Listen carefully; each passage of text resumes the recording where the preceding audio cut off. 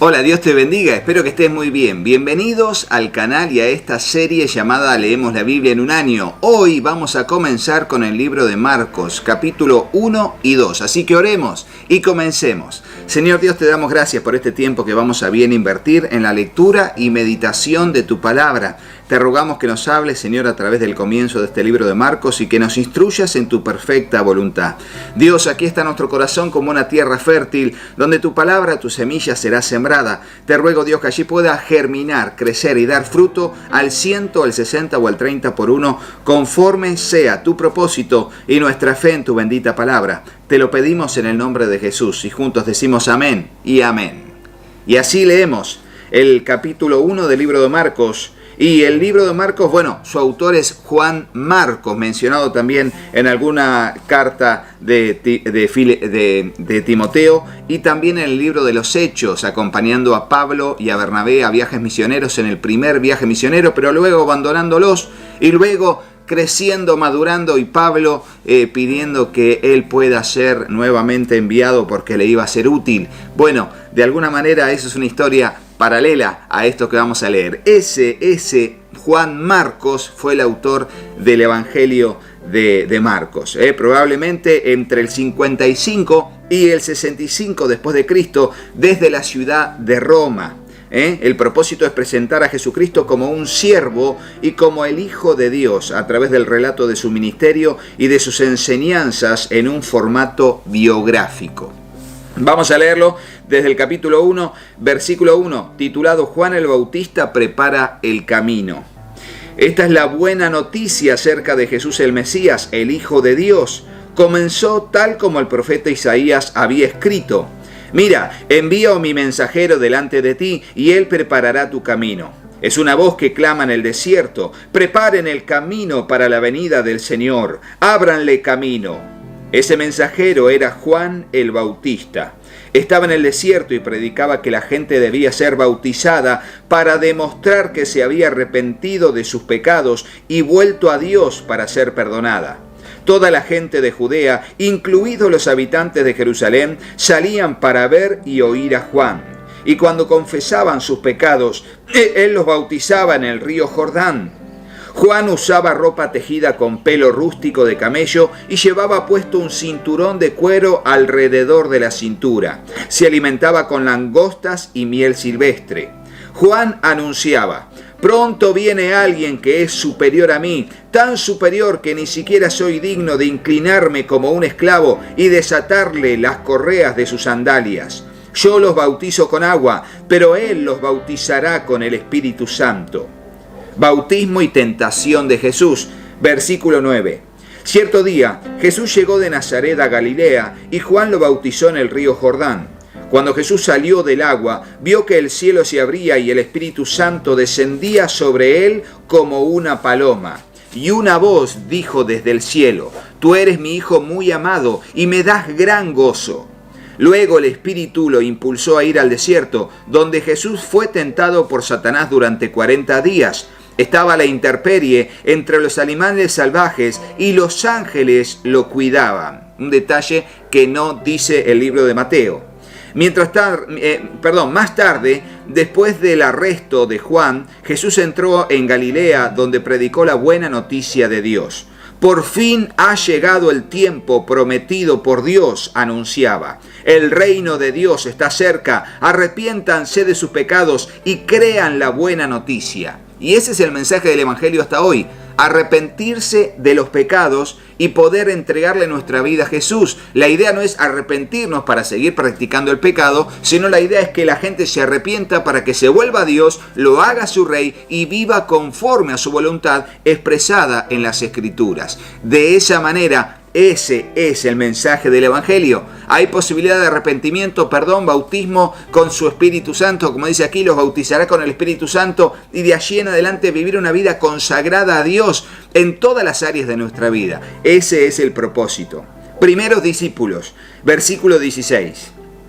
Cierto día, mientras Jesús caminaba por la orilla del mar de Galilea, vio a Simón y a su hermano Andrés que echaban las redes en el agua porque vivían de la pesca.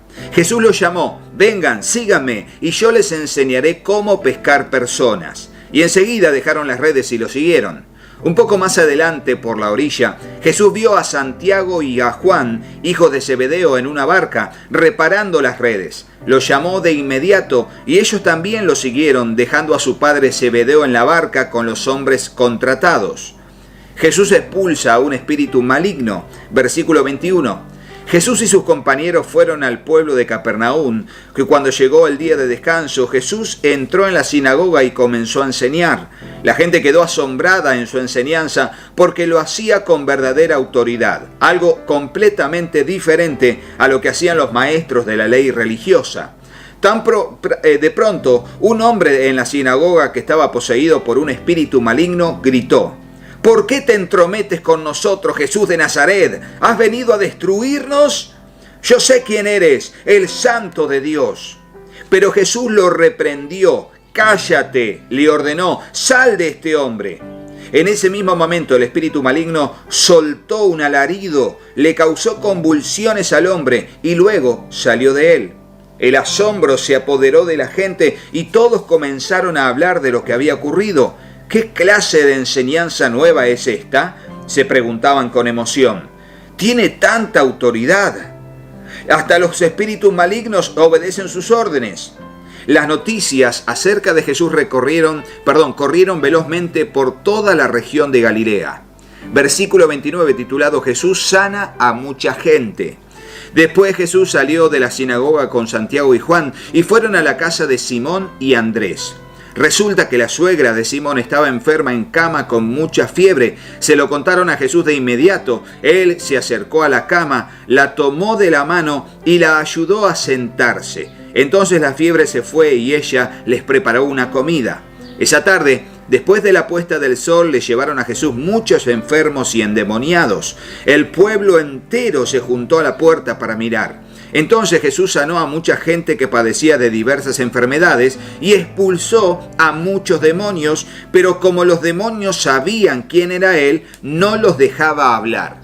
Y esto es, enmudece, cállense, no digas nada. Y los demonios reaccionaban mediante el cuerpo de la persona, pero no podían hablar ni declararle a la gente que Él era el Hijo de Dios, como en algunas ocasiones y lo hemos leído anteriormente.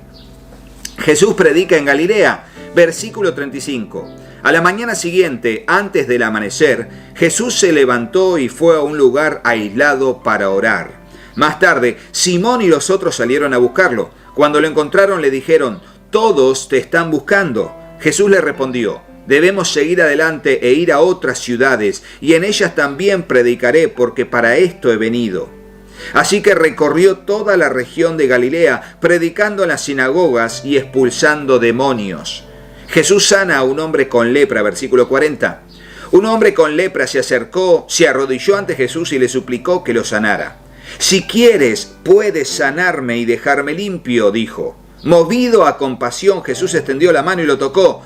«Sí, quiero», dijo. «Queda sano». Y esto me encanta. Me freno acá porque es impresionante. Le dice Jesús: si quieres puedes limpiarme. Si quieres, humillándose, dependiendo totalmente de Él. Y Jesús le dijo: sí quiero. Sí quiero. ¿Por qué? Porque Jesús quiere. Jesús quiere salvar. Jesús quiere sanar. Ahora, salvar salva a todos. No dice que no a nada en cuanto a la salvación. Pero en cuanto a la sanidad, a veces sana y a veces es no quiero. Pero a veces es sí quiero. Y nosotros vamos orando siempre por la sanidad, esperando un sí quiero del Señor porque tenemos fe y confianza en el Señor. Y así sigue diciendo que una vez que dijo sí quiero, dijo sé sano, queda sano. Al instante la lepra desapareció y el hombre quedó sano. Entonces Jesús lo despidió con una firme advertencia: no se lo cuentes a nadie. En cambio, preséntate ante el sacerdote y deja que te examine. Lleva contigo la ofrenda que exige la ley de Moisés a los que son sanados de lepra.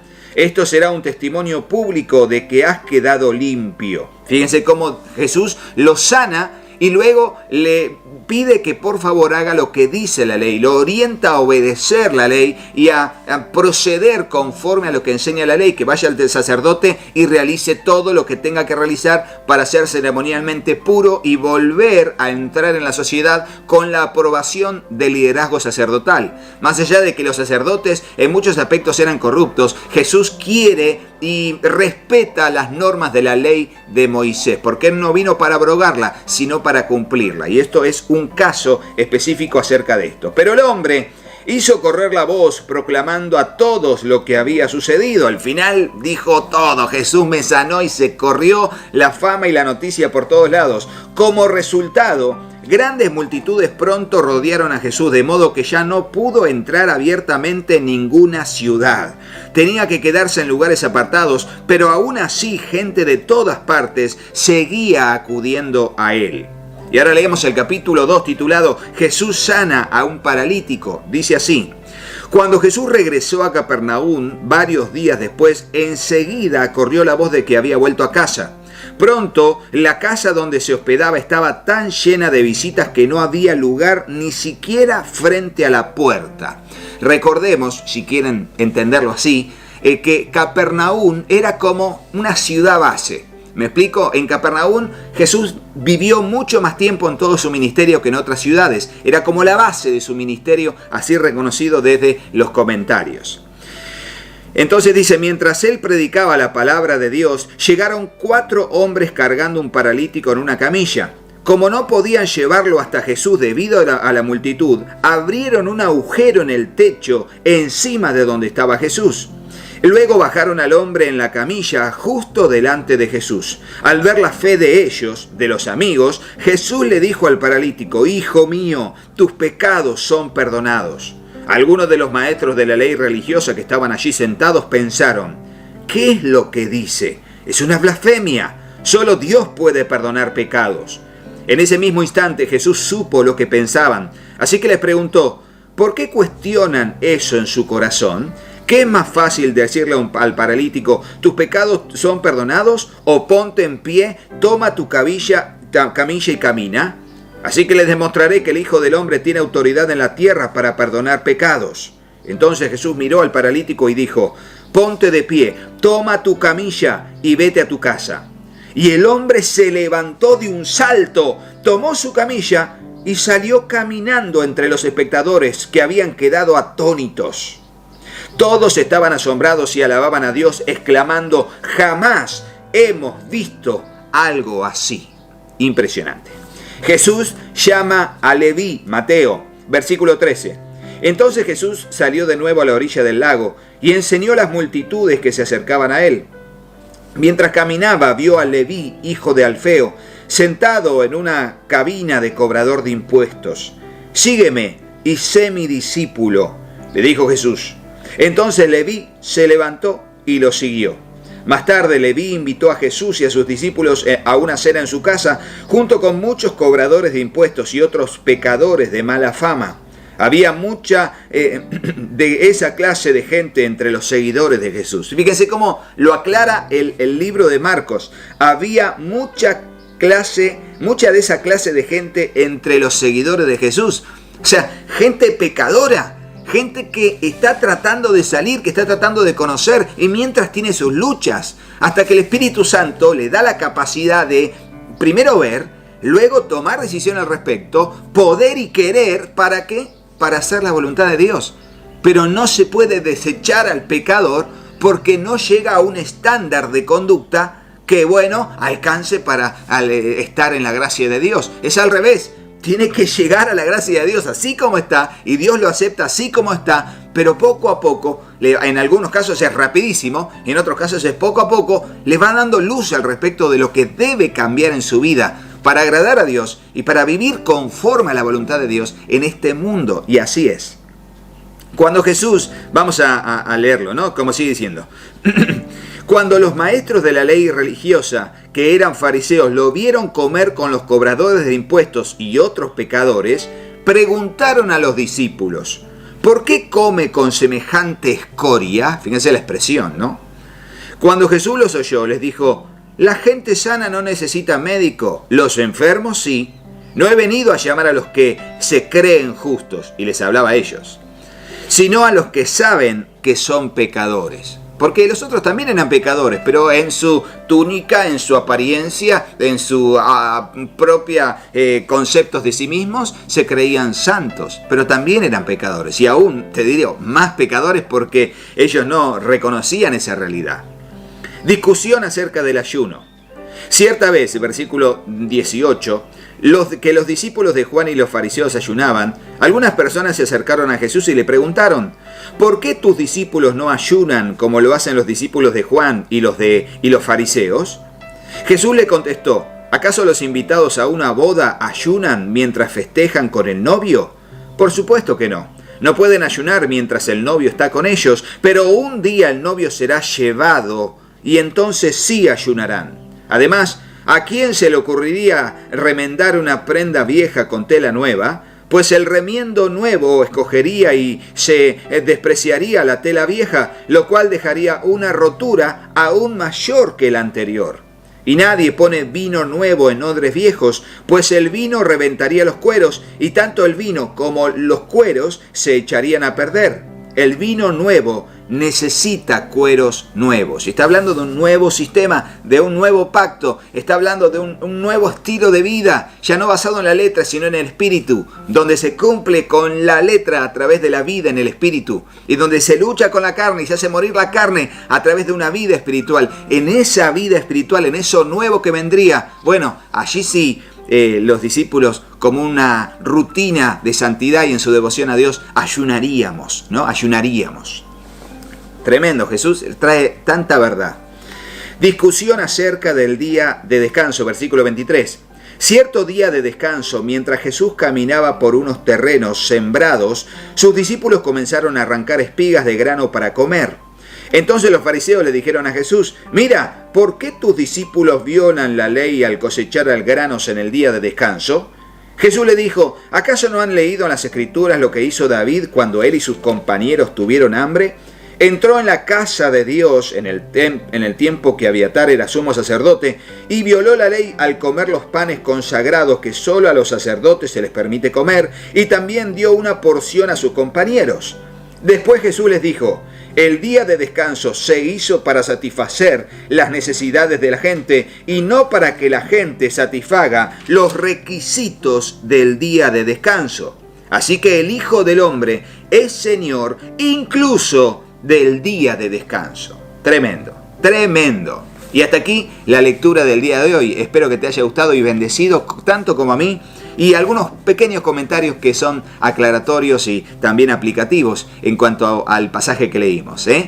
Así que ponele me gusta al video, dejanos en el comentario si tenés alguna pregunta para la lectura del día de hoy e intentaré responder a través de los mismos comentarios. Espero que te haya bendecido y será hasta mañana, Dios mediante. Así que aprovecha todo el contenido que está en el canal para bendecir tu vida. Chao, chao, hasta mañana y muchas gracias por estar ahí siempre.